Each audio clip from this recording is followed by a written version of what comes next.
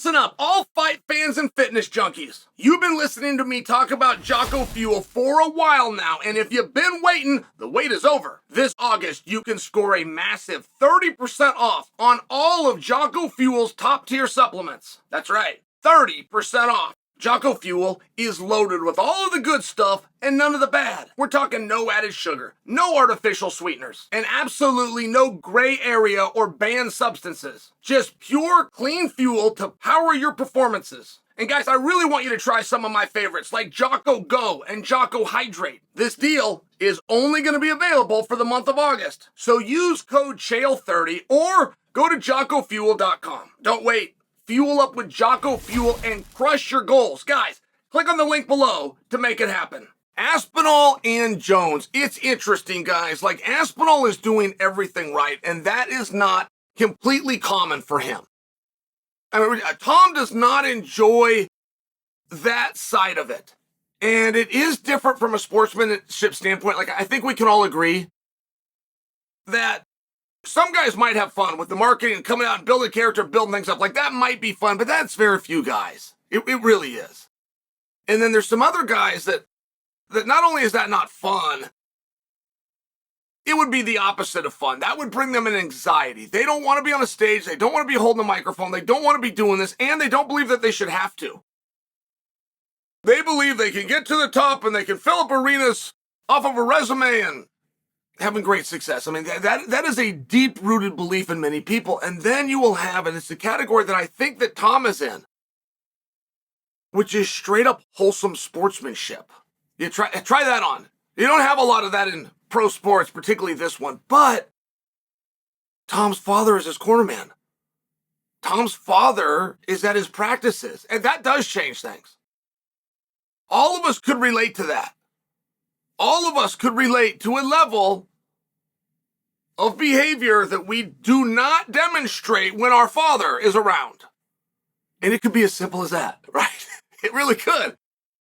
And Tom is doing such a good job because he's building this interest in Jon. And the only way you know that Tom is doing a good job is he gets responses from Jon. And the one thing that Jon is doing so well, and when this page turns, there's going to be this huge payoff. When Jon turns the page from, I'm not going to fight you, I'm not going to deal with you, I've got other things to do, it doesn't involve you, I got all the records, all the gold, and all the money. Like, wait, when that page turns and Jon says, I'm coming for you. And I know when you guys see Jon's responses right now, you're getting frustrated because you're getting nervous that you're not going to see the fight. And the people that go on social media and tell Jon he's scared to do the fight or tell Jon that Tom would beat him, do not think that Jon is scared, and they do not necessarily believe that Jon's not going to win the fight. That's just their way of contributing to lure Jon out. It's there in their own mind. That's the psychology that's required to get Jon to do what you want him to do, which is not retire and ultimately fight Tom. So Jon will always respond to the pet accusations. That bothers him. And he will always play it as though it does not bother him. But it does. It will get a response 100% of the time. And within the response that is showing that he doesn't care, he will offer a defense. And that's how you know that he cares. He will find a way in those accusations to make sure to mention to the world that it was a picogram, which is a grain of salt in an Olympic size. So it's one of these things. You're never going to get cleared on the facts. Ever. Nobody knows what you're saying. Nobody knows what a picogram is. It's one of these things. But having been in Jon's shoes, there's certain parts of the story. It's like, hey, I can live with this, but I can't live with this other part. Because that is not accurate. And I will tell you, I feel that urge myself. I never do it. I always beat the urge. But I do feel it. I do feel the part where you come out and you would like people to know how we got here or what rule changed or what rule was so bad that even in the event of the test, the very commission that set the rule wiped the punishment off the board. Like you just want a little of that. And I'm watching this internal battle that Jon has. And there are certain things that Jon Jones believes, and he's not going to come off it, right? Jon Jones does believe very much in resume for who's best, and this is consistent. When Jon was a light heavyweight and was clearly the greatest light heavyweight the world had ever seen, it was blatantly clear there had not been a guy that could beat Jon. In yesteryear and today, even that were foreseen. And a lot of people did believe that, but Jon wasn't one of them. I mean, you wonder how a guy gets to become great. But a greater study that is even harder to understand is how he stays there. That is an even more difficult thing to do than rising up in the first place, believe it or not. For the basic rule that everybody's dream is to get there. I mean, go talk to a 9-year-old. Go talk to a 13-year-old with that glimmer in his eye that's going to put that hard work in and do the extra and get up to his own alarm clock before school and head outside. If he doesn't have a jump rope, he'll find a chain. He'll find something. He'll find the dog's leash and he's out there jumping. I mean, I'm just sharing for you, right? Like, these are the stories of the guys that go on and win the gold belts and the gold medals.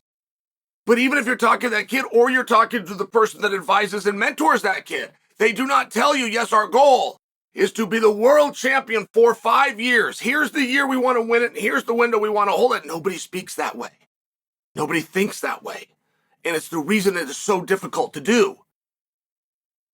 You want to be champion, you get there. You've now achieved everything. All of your purpose and all of your dedication has now paid off. What do I do now? I got to stay here.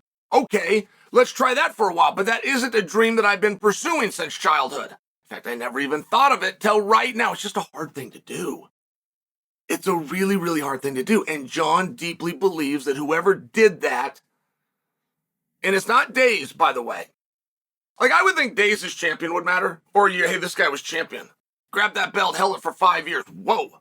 That'd be really interesting to me. Well, this guy was champion, he held the belt, but it's only for 3 months. Like that would be different, but that's not how Jon's mind works. It's specific matches. Specifically, how many times did you defend? Okay, great. But because of that, Jon Jones did not believe he was the best light heavyweight. It's why he kept pursuing it. It's why he kept working so hard. He believed that Tito Ortiz was the best light heavyweight. And not because Jon believed that Tito would beat him. Tito had defended the belt more times than Jon had, and therefore Tito was the guy. And once Jon had finally tied that and then beat it, that's the first time that he ever said that he, in fact, is the guy. Like, when you hear Jon going around and arguing that he's number one pound for pound, this isn't like a lot of people that finally go, hey, I'm here. I'm here, I'm risen up, here's my skills, I got there, it's me. It's not. Like, Jon quantifies it by certain numbers, and I have to give it to him. He's very consistent with those numbers. He did not used to claim to be the best. He claimed that Tito was the best until he tied him and then passed him. And once he did that, he wanted his credit. And he's telling anybody else, if you want that throne, here's what you need to do. Now, you guys don't have to agree with that math. I don't agree with that math. I don't think that's how it works. But if I'm telling the story accurately, Jon has been, at a minimum, very consistent with that.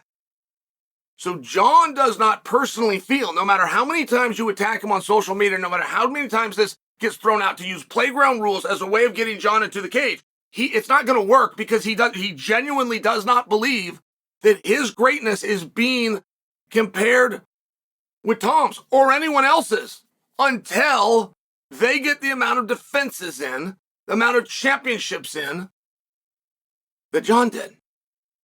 So it's a peculiar spot, and I do enjoy the way that Jon is playing this. I enjoy that he's trolling. I enjoy that he's giving you and Tom everything.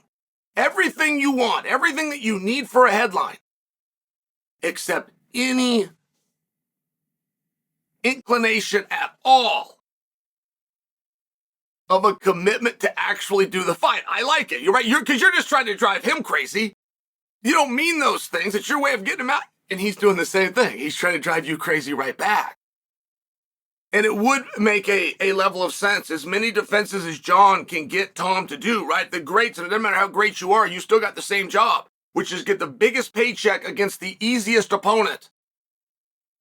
Imagine being Jon Jones and you're walking around for a year of your life thinking that you're going to be standing across from Francis Ngannou. Then you get a call one day that it's going to be surreal. Like, imagine that relief. That's going to be a very different situation. And, I mean, it was supposed to be Sergey Pavlich, guys. The only reason it's not is he got beat. And Sergey never would have gotten beat had he not done the fight with Tom in the first place, right? So the more times that Jon can get Tom to go out there and give him an opportunity to stub his toe, it's just good business.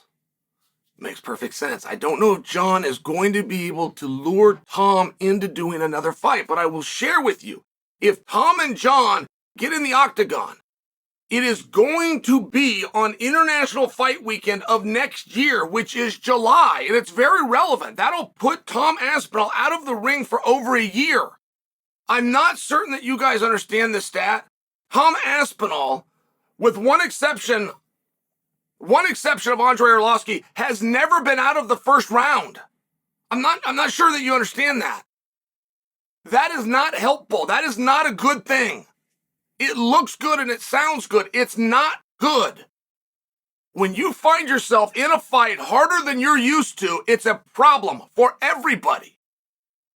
It is the number one reason that Ronda lost to Holly Holm. It was not the right leg kick. It was because the 6 other girls that Ronda had been in there with checked out collectively in a shorter time than Holly had made it. That was the problem. It's a problem for everyone. There's nothing you can do about it. You take that and you add the fact that Tom is now removed from the ring for a year. It's not good. I'll just tell you that. It's not good. It's not helpful. How does Tom work around that? How does he find an opponent? How did he get an interim belt in the first place? How did he get to defend an interim belt? He did. That's all we know. I think he could do it again. I think he needs that right opponent. I think there is no heavyweight that's rising up. I have not heard Tom Aspinall called out by anybody for any reason. I've never heard it.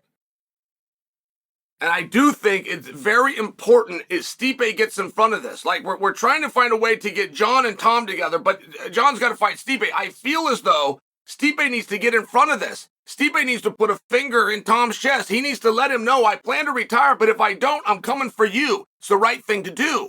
The undisputed champion takes on the interim champion. I feel as though if Stipe would just talk a little bit as though beating Jon is a foregone conclusion, I feel that it would be very helpful. It would change the entire narrative.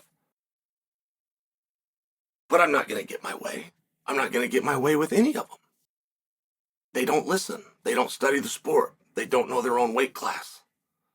They don't know what it takes to come through the media and rise up. As much as I do my best to teach it to them.